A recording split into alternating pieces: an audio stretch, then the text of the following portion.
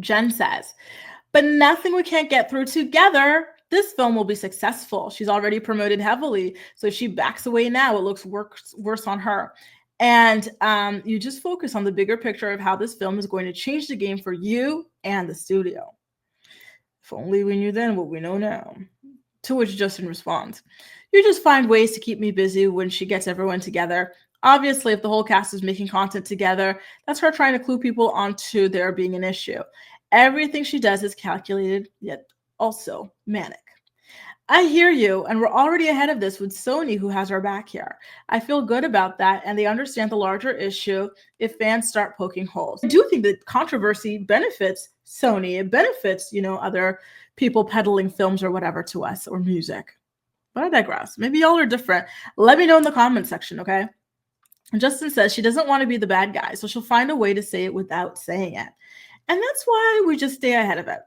Attempting to rewrite history and I'm not the one who developed this and spent 5 years trying to make it. And there's an issue with me. It's just mean and hurtful, and she knows exactly what she's doing. So here he is denying that there's any personal issue. Okay.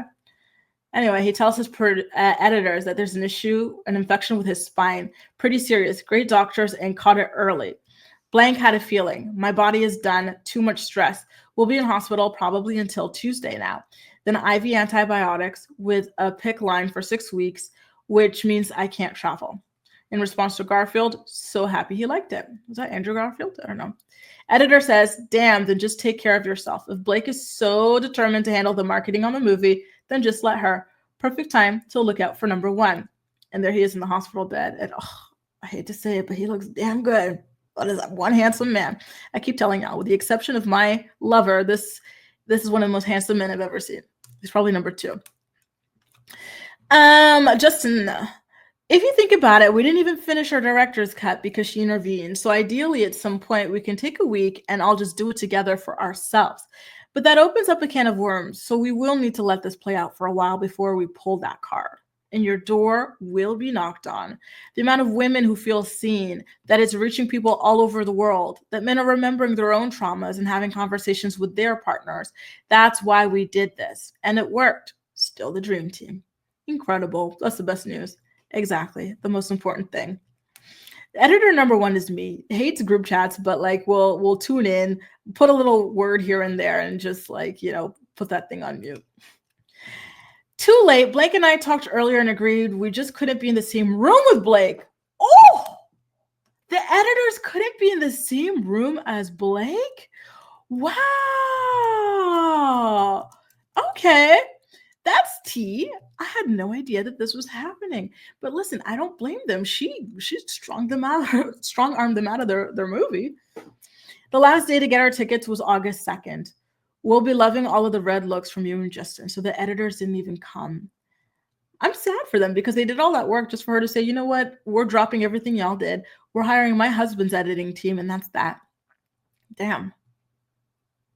Justin says, long story, but we won't be in the same room. I was asked not to even come to premiere. I can figure it out. Whoo! I'm glad you're going. You did all the work. That was the main reason we didn't go, because we were under the impression you wouldn't be there. Aw, what great buds. Well, if you decide to change your mind last minute, let me know and let's figure it out together. I'm going to be there. That's just different timing and holding areas and theaters and all the things you can imagine. It's still our film. Guys, you know what this reminds me of? This reminds me of when I had to file an actual harassment complaint against one of my coworkers because his coworker was so weird. He kept on making these weird comments about wanting to sleep with me and stuff. Mind you, this is for Pilates. Hang on. Mind you, again, I was 20, 21, and this guy was 50 something. No, yeah, maybe 60s. It was just disgusting. It was annoying, and it went on for too long.